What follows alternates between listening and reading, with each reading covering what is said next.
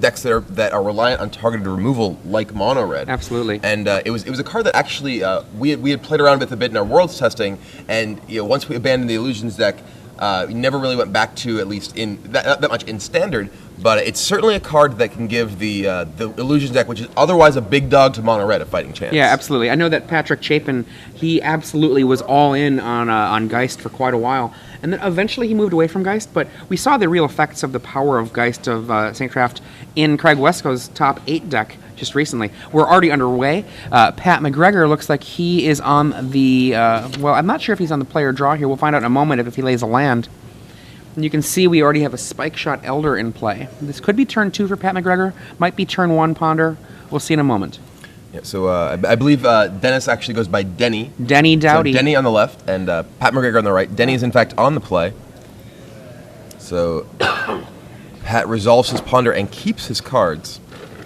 So that Spike Shot Elder is a one of, I believe, in Denny's deck. And, yes, that's correct. It's a pretty potent card against the Blue-White Illusions deck because it allows him to kill any illusion for free. Well, for 3 mana, not using a card. It also allows him to keep up with Moreland Hunt if Moreland Hunt happens to get going.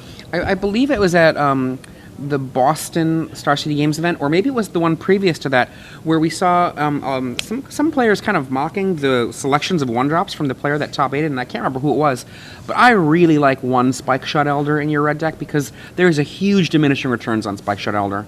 Yep, absolutely. And Ponder number 2. Pat McGregor with the correct ponders, but a split of islands. Right. The island that's untapped there is my favorite. My favorite island in all of Magic. Interesting. My favorite island is, I believe, the Urza's Block Lightning Bolt Island. Okay. So Pat McGregor this time shuffles with his ponder, and right now he would really like to see pretty much gut shots and Snapcaster Mages. That's a lot of his powerful cards at dealing with this sort of start from mono red. And he does have 4 gut shots. He does, yes. Gut shot is a card that has sort of shot up enormously in prominence. Actually, the first time I saw the gut shot in a constructed deck was in the Atlanta Open in Legacy. I forget the name of the player who was using it, but it was in a Merfolk sideboard, and he brought it in against Grim Lavamancers, pretty much. And That's exciting. It was an excellent card. That's exciting. And we've seen it rise enormously in prominence in Standard, in large part thanks to the Illusions deck and just how powerful it is at dealing with the Phantasmal Bears, any of the images, as well as against any of the decks that rely on mana creatures like green-white tokens. Noble and Spike Shot Elder come in, dealing their 2 damage, and then we see afterwards a Shrine of Burning Rage. And Shrine of Burning Rage is a very, very powerful card in this matchup because it is a card that the Blue-White Illusions deck doesn't have any main deck ways to interact with, and the mono-red deck can, generally speaking, just play control. It can just kill all of the creatures that Illusions plays, and in particular, with a Spike Shot Elder in play, can grind out any of those hunts that might come down. So Lord of Illusions comes down. We see a Vapor Snag at the end of the turn, getting rid of the Stromkirk Noble, and then Lord of Illusions, or Lord of the Unreal, I should say. So then he really doesn't want that Lord to stick around. If that Lord is able to get copied by a Phantasmal Image, that's one of the ways that the Illusions deck can overtake mono red, is by being able to get those large hexproof creatures down. That said, it's very difficult for Pat McGregor to actually play a Lord of Illusions if Denny actually keeps mana untapped, because he risks losing it to any sort of instant removal spell. Volt Charge. Okay. Proliferating his Burning Rage, and then puts 2 counters in the Shrine. 1 more for casting it in the first place. 1 damage from the Elder, and then he recasts that Noble. There it is, and another counter. So, looking at Pat McGregor's hand right here, it looks like he has a Lord and an Image. So if he has another land, I think he just drew Glacial Fortress, he can possibly get that Lord down and copy it right away while Denny's tapped out. There's the Lord. And that's exactly what we're going to see. There's the Image. Lord, Image comes down to copy it. So we have a 2/2 and a 3/3. So for those of you who are not familiar with this interaction, Lord of the Unreal, is, unlike many Lords, does not say other, because it doesn't actually, he wouldn't affect itself anyway. It's not an illusion. It says illusion creatures you control get +1/+1 and hexproof. And the Phantasmal Image remains an illusion when it copies it. So it just becomes a 3/3 that pumps itself. So it's actually currently a 4/4 hexproof creature. Pretty big for mono red. It is, however, a human. That is true. It is a human because Lord is a human. So in they come. The Noble and the Chandra's- Phoenix come in. Chandra's Phoenix hops in. A total of 3 damage that Noble pumps up. So it looks like a pair of Moreland. Is that a trio of Moreland Haunts? I see at least 2. That looks like 3. It looks like a Haunts full of Haunts lords, I full of guess. emptiness. Yeah. There we go. Haunts full of nothing. So this is pretty much exactly what the mono red deck wants to see in this matchup. They want to just be able to get their guys down, which the illusions that can't really kill particularly well. He comes in for the race. 6 damage. Denny Dowty It's hard to race mono, right? gonna say, well, I'll take it. It's- Yeah, not gonna throw away that Elder, and that Haunt comes down. the Haunt has a little bit of food. Was that 1 card in the yard that it can use? I believe there is just the Lord in the yard, so What is it going to take for Pat McGregor to come out of this? I think he may already be too far behind. He really needed to see a Geist early. I mean, from the main deck, he doesn't really have anything. From the sideboard, he'll be able to put in a timely reinforcements. Yeah, But timely reinforcements, Oblivion Ring helps to deal with those shrines, as well as any Chandra's Phoenixes or Nobles that make it out of control. Okay, Denny thinks comes on in. He's attacking for 5 here. This would knock Patrick to 8. So Pat McGregor he's going to make a He makes a spirit, spirit. It's going to die. and Spike Shot Elder can just tap Elder does the his mana. job. Boom. And Pat just Pat scoops it up. He knows what happens here. I mean, Yeah. I know having played other Delver decks, once they have a certain amount of momentum, it's not even enough to go Vapor Snag and then Snapcaster Vapor Snag. So how do you think sideboarding works here? Before we even get to the sideboard, we've got to think about some other kinds of winners we that do, are out we there. do, yes. So one of the things that I said earlier is that, before we even get to that, let's say a little bit first. We are giving away, I believe, 6 months. 6 months That's of a long free time. premium. That's half a year. There's a lot happens in 6 months of Magic. I think that Jacob Van Loon calls this 2 trimesters of free premium. Okay. But just for those of you who want to get in on this chance for 6 months of free premium, what you're going to do is we're going to give you a trivia question, and the answer, bring it to #SCG Premium. One lucky winner, it will be the person who, amongst the people that answer correctly, will be randomly selected to get this 6 months of free premium. So we talked earlier about Kyle Zimmerman's Delver deck and how it has an unusual main deck artifact. What main deck artifact does Kyle Zimmerman run in his red-blue Delver deck that is an unusual selection for this archetype? What main deck artifact is Kyle Zimmerman's red-blue Delver deck playing? Answer correctly at #SCG Premium, and you could be the lucky winner of 6 months of our Star City Games Premium. And Star City Games Premium with all kinds of great advice on all kinds of Magic. You can Oh my read God. Great articles with deck lists for Standard, deck lists for Legacy, all sorts of theory articles. Right. So tons of great information out there that you can win for free. So And, I mean, I think that one of the things that's really, really great about it, I mean, we talked about so many different bits of content. You write great content. I was thinking about Michael Jacob and his videos that he does. And then even things like just the little bonuses. For example, if you happen to have the Star City Games mobile app, just being able to have that tied directly in so that you can be... Yeah, absolutely. I mean, there's all kinds of great benefits there. We're on to game 2. We're talking about sideboarding. You said Sideboarding. timely reinforcements, definitely. Flash freeze, almost certainly. And extra Geists. and Misstep, I think, as Misstep well. is great in this looking matchup. at the sideboard here, I think I don't really know the this particular plan too well, but my guess is that Vapor Snag seems like a pretty weak card here. Vapor Snag is a card that can reset a Stormkirk Noble, but when you're playing against a deck that is so fast, and you are going to have to assume the role of a control deck often. So what I think Pat wants to be is basically a Geist control deck after sideboarding. I mean, obviously he wants to have, you can't go full control with this deck, but you want to have as much of your sort of disruptive elements as you can. I think I'm going to slightly disagree with you. Okay. In my experience, Vapor Snag this is not the Illusions deck, but in other Delver decks is actually really critical because something will get down and you'll draw your mental misstep late and then be able to bounce it and then recast it. So like, for example, what often ends up happening is you can be in a tempo war with each other, Okay. and the card advantage doesn't matter. What usually I would do, and we'll see if Pat does this, is I would take out 4 Mana Leaks, I would take out 3 Gitaxian Probes, because you never actually have the time to pay the 2, or the life to pay the 2 life. Right. So that's 7 cards, and then the bears are not great. That's 11 cards, and you can cut 1 Vapor Snag to fit in your 12 cards, which I think are going to be Flash Freeze, Timely Reinforcements, Mental Misstep, Geist, and Oblivion Ring. Yeah, I mean, I think you bring in pretty much every cyber card but Dissipate. Yeah, that's 12 cards that come in, and your 12 that come out would be 4 Leak, 3 Probe, 4 Bear, 1 Vapor Snag. Okay. That would be my I plan. could see that. I could see that. I think, yeah, my inclination is that Vapor Snag is worse than Bear, but we'll see what Pat does. I mean, I would accept swapping that. Sure. And as for Denny's deck, I don't know that he sideboards at all. He probably brings in 1 Arc Trail. His deck is very well set up for this matchup in game 1. He does bring in 1 Arc Trail. He might consider Hero as a ×2, just because he might think to himself, if a Timely comes off, I want to be able to just say, I don't care.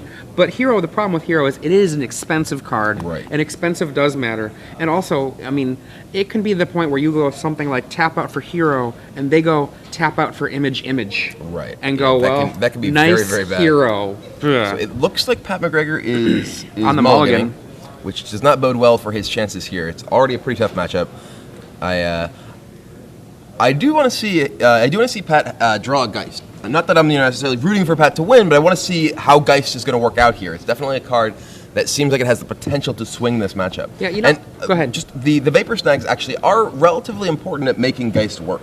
Having things that can clear out your opponent's creatures. Not many creatures in Denny's deck can actually block Geist anyway. So many of them are just 1/1s. But I think that it'll be interesting to see how that goes. I mean, I just have found that one of the big ways that you end up beating red is by doing things with like Vapor Snag, Snapcaster, Vapor Snag, where you just change the tempo around so much that suddenly they're on the back heel. Yeah. Pat, looking at his hand, is he going to go down again? Nope, he keeps Island Ponder. And yep. And we see a bear, so I think he has kept in a bear, and I think I see a Vapor Snag as well. Okay. I'm not 100% sure of that. I might have seen that wrong. I'm actually really excited about Geist in this deck as well, just because I actually have not seen Geist translated into the Illusions deck a lot, but it seems like it's actually a really nice fit. Yeah, it was a card that we were definitely playing quite a bit with in our Illusions decks, testing for Worlds. It looks like that island somehow got untapped, but I don't think it's going to matter. Turn 1 Stromkirk Noble. And yeah, taps it, and the misstep gets it. Okay, So let's make sure that we have the life total correct, so that Pat is at theoretically 18 there, and that the judge is aware that he should be at 18. Yep, we have it down to 18. So Ponder, digs, and does not find another land. I don't think Pat has a land in his hand. I agree. Delver. It looks like 2 snags. This is one of the issues with the Blue Illusions deck, in particular, sideboarding so many white cards. There aren't that many white sources in the deck, and it looks like Pat doesn't even have the 4th Glacial Fortress that many players choose to play on the sideboard. If he were to actually board in Geist and Timely and Oblivion Ring, just a lot of cards. He does find an island with that Ponder after he shuffles, and Delver of Secrets comes down. It is going to be gut shot. It looks sadly not Ludwig's test subject, which is the sweetest flip card I've seen all weekend. Shrine. So, now, as you said before, I mean, obviously Mono Red, there's a Lord of Illusions from Pat. Mono Red is a very aggressive deck, but it can just take on a control role here. Yeah. A lot of people don't recognize that even aggressive decks can be a controlling deck in certain matchups. And a big part of that with Mono Red in Standard right now is Shrine of Burning Rage. Shrine allows the Mono Red deck to just sit there and exchange card for card and have a sense of inevitability. We have, and look at how big this shrine is getting already. Galvanic Blast is followed up by Goblin Fireslinger and Grim Lavamancer original art. And this is one of the reasons that I see Pat with it looks like a pair of Vapor Snags in his hand, and Vapor Snag just feels like it's such a low impact card in so many points in this matchup that unless you're ahead or you're say resetting a Berserker, that snag is just going to end up being so weak. I mean, I tested, again, not illusions, but little blue creatures versus red. You actually just end up, even though it's weak, needing it against them about 50 to 60% of their draws, Yeah, or I they can run you certainly see over. that. I can see that. I mean, you do have gut shot, and you do have, interestingly, Geist can even be defensive against a lot of the creatures. They're all pretty small. Even gut shot though can come into play a turn too late. Yeah, it's true. Because the problem isn't the 1/1. The problem is the 3/3, and then we have 1 from the Fire Slinger, and I believe that is the Berserker. That is a Berserker. Yeah, that's the. And I believe that's the not F and M, or it's a Game Day Berserker, was it? Okay. Oh, is it a Berserker? It doesn't seem to have any counters. Oh, There we are. Counters. There we are. And Snag. Because the gut shot just doesn't actually solve the problem. I tried out gut shots and as like an answer that in a deck that didn't already have gut shots, and honestly, it just was not sufficient to be able to handle what red does. Yep. You needed the Vapor Snag, or else they would just run you over I can still. see that. So we see a Snapcast Ponder. I think we're gonna I'm see, assuming it's a Ponder. Yep. and that's just like an excellent Silvergill Adept here. Yeah.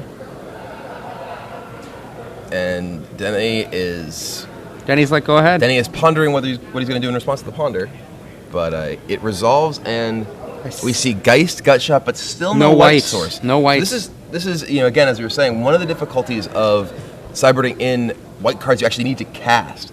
What are the strengths of the Illusions deck? At least the Illusions deck that do not have Geist of Saint Traft is the fact that they are essentially monocolored. They only really need their white mana to use Moreland Haunt. The thing that I found, you see that Mental Misstep there? I tried out Mental Misstep for a long time. The card that I found that actually was more effective was Perilous Mirror in that slot, because Perilous Mirror, it kind of played out like a Viridian Emissary in a certain sense that killed somebody. I would certainly prefer Perilous Mirror were I choosing a card just against red, but I think that Mental Misstep's pretty important for the mirror match. That's fair. So gut shot totally from Denny takes out that Snapcaster. It looks like Pat drew a Geist off that Ponder, but he still has no white source. I bet he's going to top deck one. He looks like the kind of guy that'll have it. So Lavamancer goes to the Dome, reducing Pat McGregor to 15 life. Denny untaps. That shrine is getting big. It is... I don't know how big it is, but it's big. It has a 20-sided die, and it may need that 20-sided die. One again. I think it's actually over 6 already. And we're going to see the Berserker come down once again. Yep. So rebuys in that Berserker. Vapor Snag did deal 1, but it's going to deal 1 back to Pat as the Berserker gets... no, that was not... 9 counters. 9 counters. 9 counters. When I first saw Shrine, Pat Sullivan, he's always a good red guy. I mean, he's one of the people that I look to as someone to think about. And he's like, oh, I love Shrine. And I just, I didn't buy it. And then I saw it in play for the first time in a match, and I was just blown away by how powerful it was. It is remarkably powerful. And I was actually when I was working on Red Blue for a while. One of the things that I really liked was Shrine with Desperate Ravings. I buy that. We see the Lord of the Unreal come down, a very kind of desperate Lord of the Unreal. It's not really going to cut it here. And goodbye, Lord. Oh, face. Right to the Dome. I don't even care about your Lord. That is not getting in the way of anything that does damage. And this is one thing that's pretty remarkable about Red now is they can largely ignore blockers. The fact that there's that Stormblood Berserker there, that Shrine is now at 10, is it? I think so. Is he just dead? I think he's just dead. Well, he's got a Vapor Snag. Oh, he does have Vapor Snag. Okay, so Snag's going to have to stop that Berserker. But that's not going to be enough. I mean, there's nothing in Pat's deck that can actually... He would have to draw a white source and timely to have any chance of being in this game, and he only has 1 draw. Even a white source and a timely would actually be underwhelming. Well, I'm not saying he would win. I'm saying that's the only way he could possibly survive. He is now at 11, virtual 1. Virtual 0. Make it virtual 0. So you're at 11 life. I have a Shrine with 11 counters. You have nothing that can stop it. Okay, your turn. End game. Yep, that's going to be it. So Pat McGregor extends the hand, being defeated by Denny Dowty 2-0. Yeah, I mean, so mono red in this top 8, definitely a big favorite in this matchup. Oh, absolutely.